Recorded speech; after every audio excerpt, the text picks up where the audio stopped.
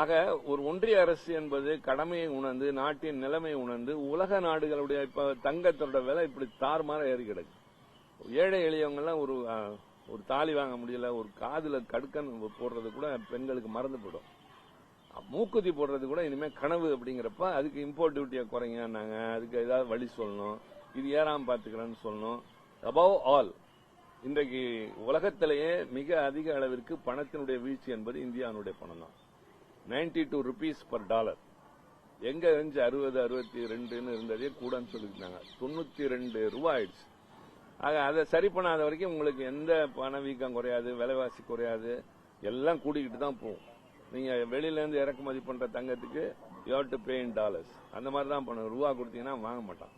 இந்த மாதிரி இருக்கிற நிலைமையில அதை உருவாக்குவதற்கு, அதை சரி செய்வதற்கு ஏழை எளிய மக்களை கவனம் செலுத்துகின்ற அளவிற்கு தனி மனிதர்களுடைய வாழ்வின் உயர்வுக்கு, வாழ்வாதாரத்திற்கு, இளைஞர்களுக்கு இந்த பட்ஜெட்ல என்ன இருக்குன்னு பாத்தீங்கன்னா நத்திங்.